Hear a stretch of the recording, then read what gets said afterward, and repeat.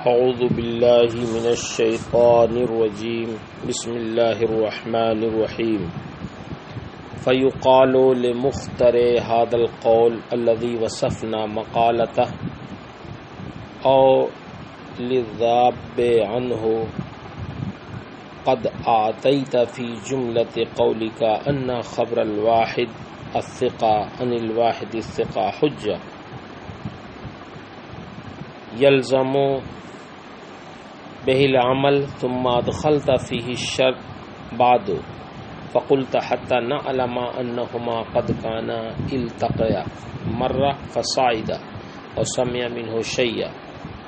فهل تجد هذا الشرط الذي اشترطته عن احد يلزم قوله والا فهلم دليل على ما زعمت. امام مسلم رحمہ اللہ اس عبارت سے یہ فرمانا چاہتے ہیں کہ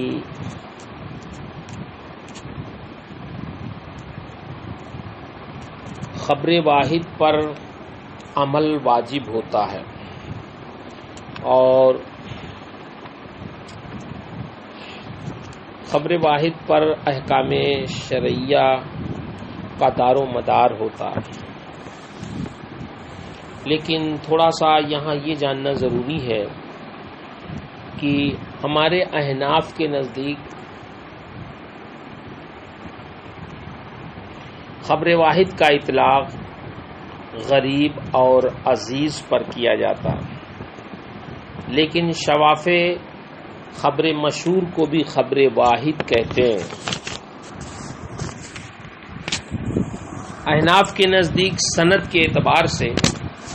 حدیث کی 3 قسمیں ہوتی ہیں: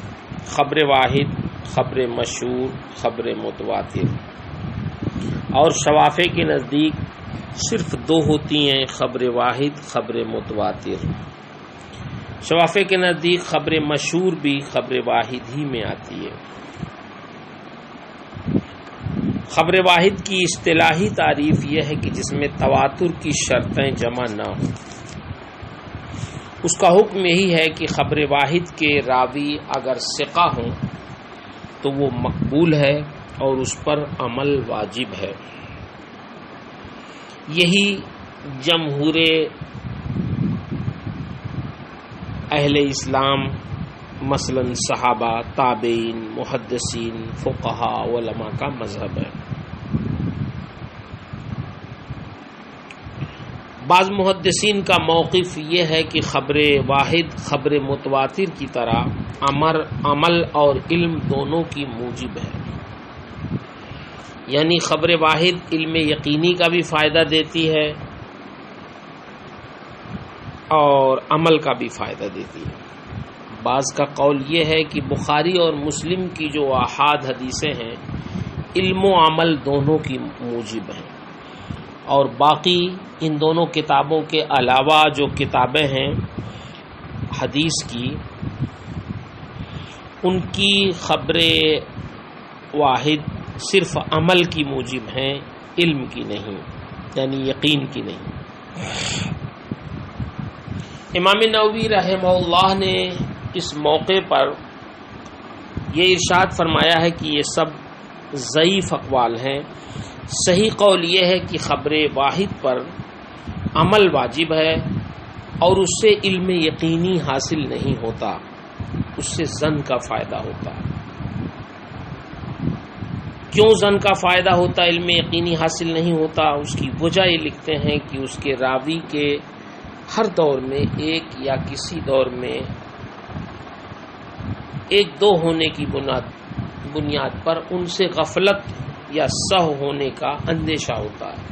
اس بنیاد پر اس کے خبر رسول ہونے میں شک ہو جاتا ہے. علامہ تفتازانی علیہ الرحمہ نے شرح عقائد میں بھی یہی بات فرمائی ہے. وہ فرماتے ہیں کہ وَأَمَّا خَبْرُ الْوَاحِدِ فَإِنَّمَا لَمْ يُفِدِ الْعِلْمِ لِوُرُوزِ الشُّبْهَةِ فِي كَوْنِهِ خَبْرَ الرَّسُولِ. یہ اتنی تمہید کے بعد آپ اس عبارت کا مفہوم سمجھ لیں کہ امام مسلم رحمہ اللہ فیقال لمختر ھذا القول سے فریق مخالف پر رد کرتے ہوئے یہ فرمانا چاہتے ہیں کہ جب محدثین کے نزدیک ایک ثقہ راوی کی دوسرے ثقہ راوی سے خبر پر عمل مطلقاً واجب ہے اور وہ قابل حجت ہے، تو پھر آپ نے اس میں لقاء اور سماع کے وقوع کی شرط کہاں سے لگا دی ہے؟ کیا آپ کے پاس اس شرط کے تعلق سے کسی ایسے محدث کا قول ہے جس کی بات بطور سند کے پیش کی جا سکے؟ اگر نہیں ہے تو پھر اس کی تائید میں ائمہ سلف میں سے کسی کا قول ہی پیش کریں، لیکن یقین ہے کہ آپ پیش نہیں کر سکتے، لہٰذا اگر آپ کے پاس آپ کے دعوے کے ثبوت میں اس کے علاوہ کوئی دلیل ہو تو دلیل پیش کریں، اور ہم یہ کہہ رہے ہیں کہ آپ کوئی دلیل نہیں پیش کر سکتے اس لیے کہ کوئی دلیل نہیں ہے، اگر ہے تو وہ دلیل آپ پیش کریں۔ یہ یہاں سے کہنا چاہتے ہیں کہ آپ نے لقاء کی جو شرط لگائی ہے معاصرت کے ساتھ، یہ شرط گویا جمہور محدثین کے خلاف۔ فَإِنْ قَالَ قُلْتُهُ لِأَنِّي وَجَدتُّ رُوَاةَ الْأَخْبَارِ قَدِيمًا وَحَدِيثًا يَرْوِي أَحَدُهُمْ عَنِ الْآخَرِ سے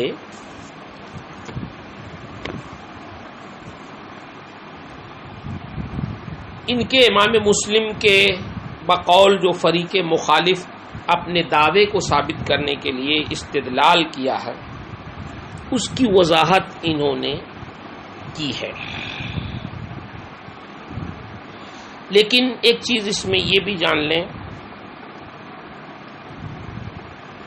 کہ اس میں حدیث مرسل کا ذکر آیا ہے۔ پہلے مرسل کی بات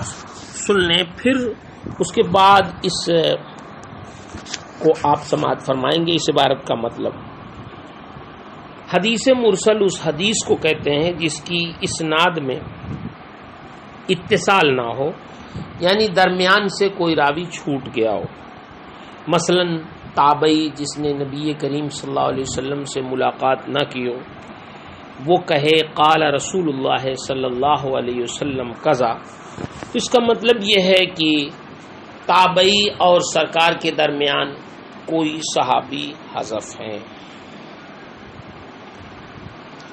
حدیث مرسل کی حجیت اور قبولیت میں محدثین کا اختلاف ہے۔ جمہور محدثین کے نزدیک اس میں توقف کیا جائے گا، کیونکہ جو راوی محذوف ہے معلوم نہیں ہے کہ وہ ثقہ ہے یا غیر ثقہ ہے، لہذا جب تک اس کا علم نہ ہو جائے حدیث پر توقف کیا جائے گا۔ ہمارے امام اعظم ابو حنیفہ رحمہ اللہ،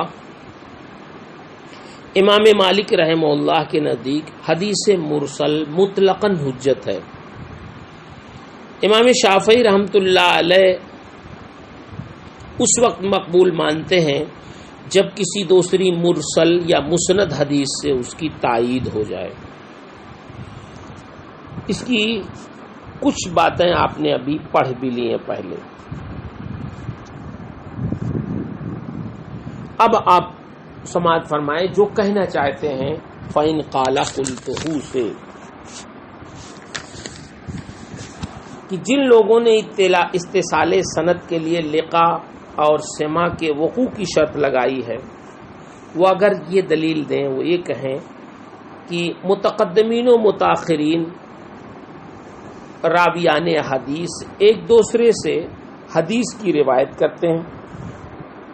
حالانکہ ان راویوں کی مروی عنہوں سے نہ تو ملاقات ہوئی رہتی ہے، نہ ہی کوئی ایک دوسرے کو دیکھا اور کچھ سنا ہوتا ہے، اس کے باوجود وہ ایک دوسرے سے ارسال کے طریقے پر روایت کرتے رہتے ہیں اور اسے وہ جائز بھی سمجھتے ہیں۔ حالانکہ جمہور محدثین کے نزدیک مرسل حدیثیں مقبول نہیں ہوتی ہیں اور نہ ہی وہ قابل حجت ہوتی ہیں۔ اس علت کے پیش نظر ہم نے اتصال سند کے لیے سماع اور لقاء کے وقوع کی شرط لگا دی ہے، تاکہ انقطاع کا جو وہم ہے یہ ختم ہو جائے۔ ہاں اگر ہمیں کسی دوسری روایت سے یہ معلوم ہو جائے کہ راوی نے مروی عنہ سے حدیث سنی ہے، اگرچہ یہ سماع مختصر سا ہی کیوں نہ ہو، تو ہمارے نزدیک اس کی ساری حدیثیں مقبول اور قابل حجت ہوں گی، اور اگر سماع کا ثبوت نہیں ملتا تو ہمارے نزدیک وہ حدیث موقوف رہے گی، یعنی ارسال کے احتمال کی بنیاد پر اس میں توقف کیا جائے گا۔ کہتے ہیں یہ اگر ہمارا فریق مخالف یہ دلیل دے کہ تاکہ انقطاع کا جو وہم ہو رہا ہے حدیث مرسل میں، اس انقطاع کے وہم کو ختم کرنے کے لیے ہم نے معاصرت کے ساتھ سماع یا لقاء کی شرط لگائی ہے، اگر وہ یہ کہیں فَيُقَالُ لَهُ فَإِنْ كَانَتِ الْعِلَّةُ فِي تَضْعِيفِكَ الْخَبَرَ وَتَرْكِكَ الْاحْتِجَاجَ بِهِ إِمْكَانَ الْإِرْسَالِ فِيهِ لَزِمَكَ أَنْ لَا تُثْبِتَ إِسْنَادًا مُعَنَّنًا حَتَّى تَرَى فِيهِ السَّمْعَ مِنْ أَوَّلِهِ إِلَى آخِرِهِ وَذَلِكَ أَنَّ الْحَدِيثَ الْوَارِدَ عَلَيْنَا بِإِسْنَادِ هِشَامِ بْنِ عُرْوَةَ عَنْ أَبِيهِ عَنْ عَائِشَةَ فَبِيَقِينٍ نَعْلَمُ أَنَّ هِشَامًا قَدْ سَمِعَ مِنْ أَبِيهِ وَأَنَّ أَبَاهُ قَدْ سَمِعَ مِنْ عَائِشَةَ كَمَا نَعْلَمُ أَنَّ عَائِشَةَ قَدْ سَمِعَتْ مِنَ النَّبِيِّ صلی اللہ علیہ وسلم إِلَى آخِرِهِ۔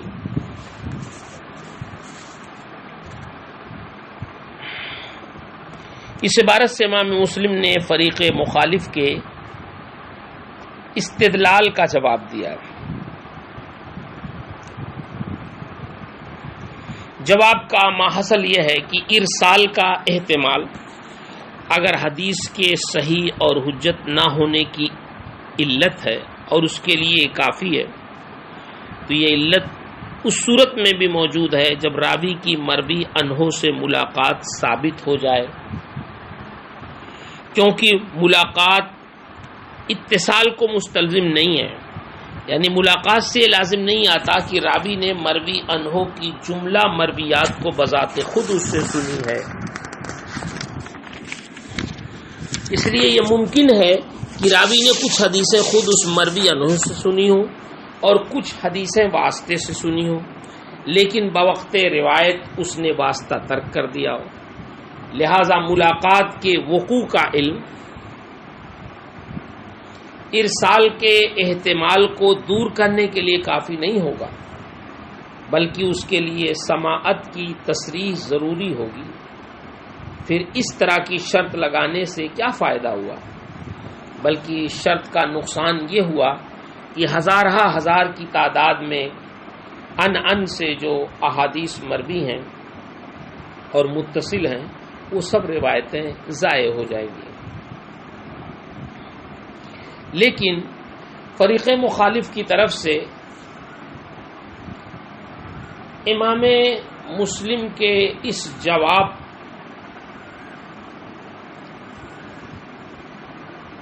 پر یہ جواب دیا جا سکتا ہے کہ عدم ملاقات کی صورت میں اتصال اور ارسال دونوں جانب کا احتمال برابر رہتا ہے، اور جانب اتصال کی ترجیح کا کوئی مرجح نہیں ہوتا، لیکن جب ملاقات ثابت ہو گئی تو جانب اتصال کی ترجیح کے لیے مرجح موجود ہو گیا، لہذا اب جانب اتصال کو ترجیح دی جائے گی اور سند میں اتصال کا حکم دیا جائے گا، اس لیے کہ یہی ظاہر ہے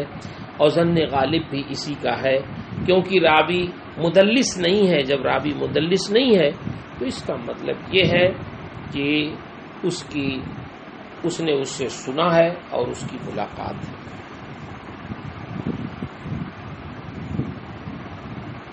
برخلاف اس صورت کے جہاں ایک بار بھی ملاقات ثابت نہ ہو، وہاں دونوں جانب کا احتمال برابر رہتا ہے، یعنی اتصال و انقطاع دونوں کا احتمال برابر ہوگا، اور یہ شک اور تردد کا موجب ہوگا، اور شک حدیث کے موقوف ہونے کو مستلزم ہے، اسی لیے حدیث موقوف ہوتی ہے۔ لہذا جب سماع یا لقاء ثابت ہو جاتی ہے کسی ایک ہی موقع پر، تو ایسی صورت میں اس کے جانب اتصال کو ترجیح ہو جاتی ہے۔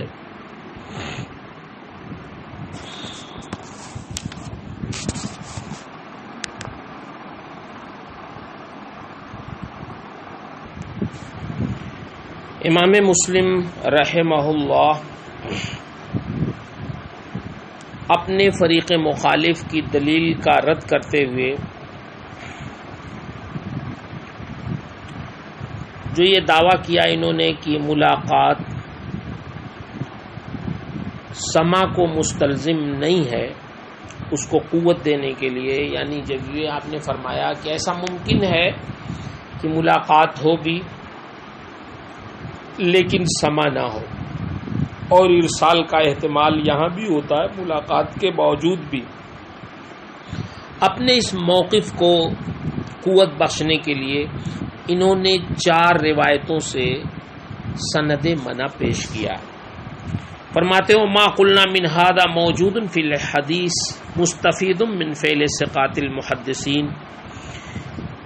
کہ ہم نے جو اس احتمال کی بات کہی یہ حدیث میں واقع ہے، بہت سے ثقات محدثین اور ائمہ حدیث کی احادیث میں جاری وہ ساری ہے۔ وَسَنَذْكُرُ مِن رِوَایَاتِهِمْ عَلَى الْجِهَةِ الَّتِي ذَكَرْنَا عَدَدًا، اس قسم کی روایتوں میں سے چند روایتیں ہم ذکر کریں گے، یُسْتَدَلُّ بِهَا عَلَى أَكْثَرَ مِنْهَا انشاءاللہ تعالی، جن سے انشاءاللہ ساری روایتوں پر استدلال کیا جا سکے۔ فَمِن ذَلِكَ أَنَّ أَيُّوبَ السختیانی وابن المبارک ووکیع وابن نمیر وجماعة غیرهم رووا عن ہشام ابن عروہ عن ابیہ عن عائشہ كنت طیب رسول اللہ صلی اللہ علیہ وسلم لحلہ ولحرمہ بأطیب ما اجد، فروا هذه الروایہ بعینها اللیث ابن سعد و داؤد العطار و حمید بن الاسود و وہیب بن خالد و ابو اسامہ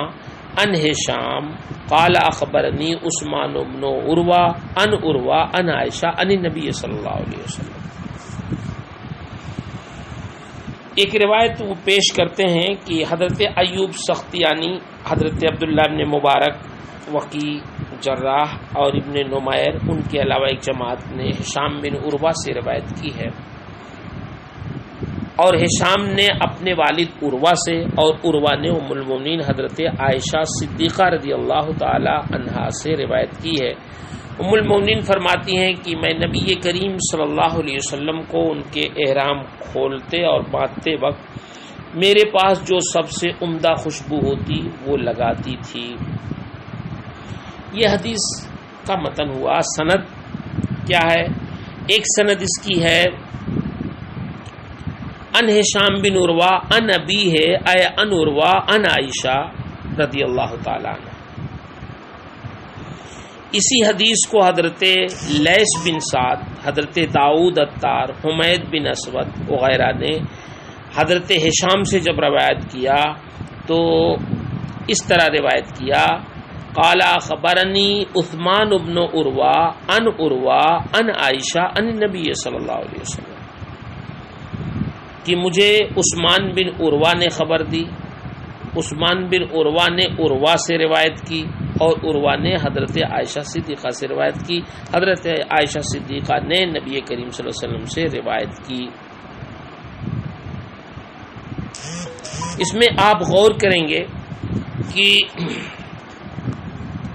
پہلی سند میں عثمان بن عروہ کا واسطہ نہیں ہے، صرف ہے ہشام ان ابی ہے، یعنی ان عروہ ان عائشہ ان نبی صلی اللہ علیہ وسلم۔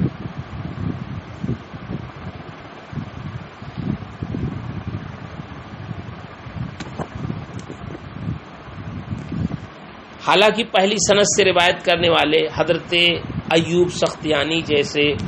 بلند پایا محدث ہیں، اور دوسری سند میں ہشام اور ان کے والد عروہ کے درمیان عثمان بن عروہ کا واسطہ ہے۔ یہ سند صاف صاف بتا رہی کہ اس حدیث کو خود حضرت ہشام نے اپنے والد حضرت عروہ سے نہیں سنا ہے، بلکہ حضرت عثمان کے واسطے سے سنا ہے۔ اس سے واضح ہوا کہ اس حدیث کو حضرت ہشام نے کبھی مرسلن اپنے والد سے روایت کیا اور کبھی مسندن اور متصلن عثمان سے روایت کیا. تو دیکھیے ملاقات تو ہے ان کی اپنے والد سے، لیکن پھر بھی ارسال کا احتمال ہے. دوسری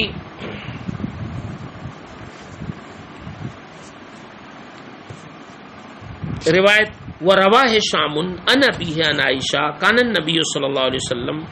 اذا اعتكف يدني الي راسا فأرجله وأنا حائز فرواها بعينها مالك بن انس عن الزهري عن عروة عن عمرة عن عائشة عن النبي صلی اللہ علیہ وسلم. ہشام نے اپنے باپ عروہ سے روایت کی، انہوں نے ام المومنین سے روایت کی. وہ فرماتی ہیں کہ جب نبی کریم صلی اللہ علیہ وسلم اعتکاف فرماتے تو اپنا سر مجھ سے قریب کر دیتے تو میں آپ کے سر میں کنگھی کر دیتی، حالانکہ میں اس وقت حالت حیض میں ہوتی. اس حدیث کو ہشام نے اپنے باپ عروہ سے روایت کی، انہوں نے ام المومنین سے روایت کی. ایک سند اس کی یہ ہے. اسی حدیث کو جب امام مالک بن انس نے زہری سے روایت کی تو یہ کہا کہ ان الزہری ان عروہ ان عمرہ ان عائشہ ان نبی صلی اللہ علیہ وسلم. زہری نے عروہ سے روایت کی، عروہ نے عمرہ سے روایت کی، عمرہ نے حضرت عائشہ سے روایت کی، حضرت عائشہ نے نبی کریم صلی اللہ علیہ وسلم سے روایت کی. اب آپ دیکھیں کہ ایک ہی حدیث دو سندوں سے مروی ہے. ایک سند ہے ہشام ان ابیہ ان عائشہ ان نبی صلی اللہ علیہ وسلم، دوسری ہے ان زہری ان عروہ ان عمرہ ان عائشہ. کی دوسری سند میں دیکھیں گے جو امام مالک نے روایت کی ہے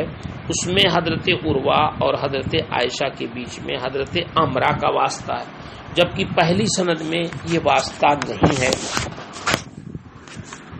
محسوس ہوا کہ اس حدیث کو حضرت عروہ نے کبھی مرسلن حضرت عائشہ صدیقہ سے روایت کیا اور کبھی مسندن اور متصلن حضرت عمرہ سے روایت کیا.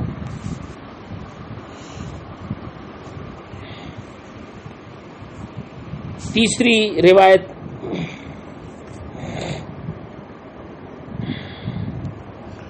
وروى الزہری وصالح بن ابی حسان عن ابی سلمہ عن عائشہ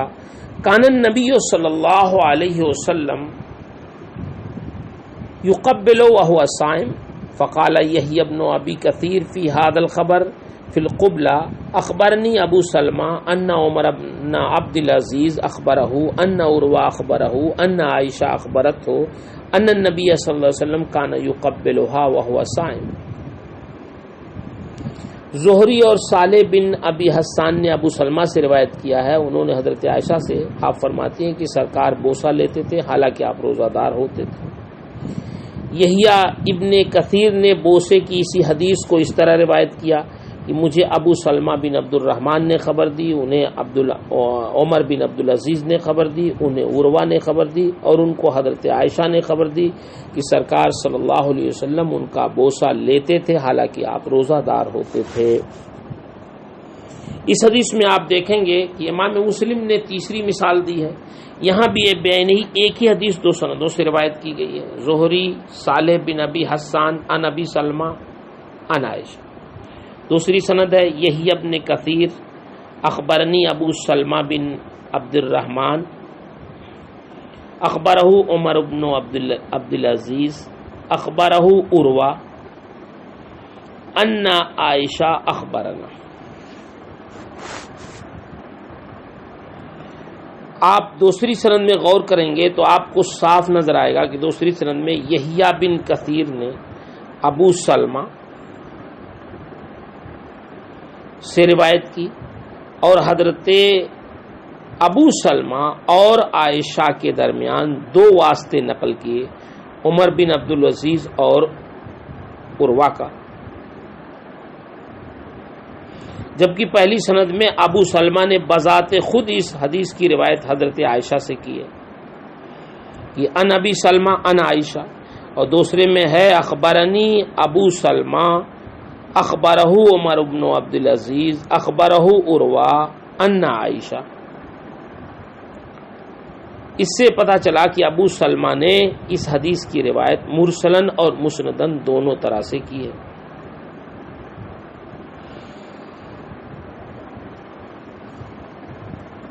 چوتھی مثال پیش کرتے ہیں، وروا ابن عیینہ ان عمرو بن دینار ان جابر قال اطعمنا رسول اللہ صلی اللہ علیہ وسلم لحوم الخیل ونہانا عن لحوم الاہلیہ، فرواہ حماد بن زید عن عمرو عن محمد بن علی عن جابر عن النبی صلی اللہ علیہ وسلم وهذا النحو فی الروایات کثیر یکثر تعدادہ وفیما ذکرنا منها کفایۃ لذوی الفهم۔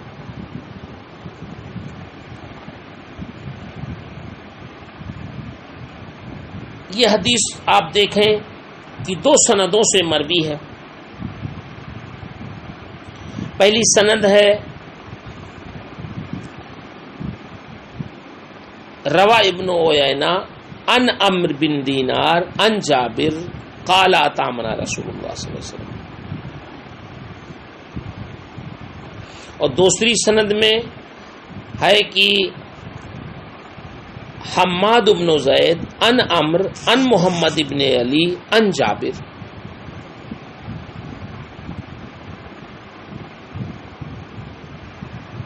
حماد بن زید نے عمرو سے روایت کی، عمرو نے محمد بن علی یعنی امام باقر سے روایت کی، اور محمد بن علی نے حضرت جابر سے کی، اور حضرت جابر نے سرکار سے کی۔ تو یہاں آپ دیکھیں گے کہ حضرت عمرو بن دینار اور حضرت جابر کے درمیان ایک واسطہ محمد بن علی یعنی حضرت امام باقر کا ہے، جو پہلی سند میں نہیں ہے۔ معلوم ہوا کہ یہ حدیث بھی مرسل اور مسند دونوں طریقے سے روایت کی گئی ہے۔ ان چاروں مثالوں سے امام مسلم یہ واضح کرنا چاہتے ہیں کہ سماع کے یقین ہونے کی صورت میں بھی ارسال کا احتمال موجود ہے، لہذا اتصال سند کے لیے راوی کی مروی عنہ سے ملاقات ضروری نہیں ہے، بلکہ اتصال کے لیے معاصرت اور امکان لقاء ہی کافی ہے۔ امام مسلم فرماتے ہیں کہ اس قسم کی حدیثیں بہت زیادہ ہیں، ہم نے یہاں جتنی حدیثیں نقل کی ہیں اہل فہم و بصیرت کے لیے بس اتنی ہی کافی ہیں۔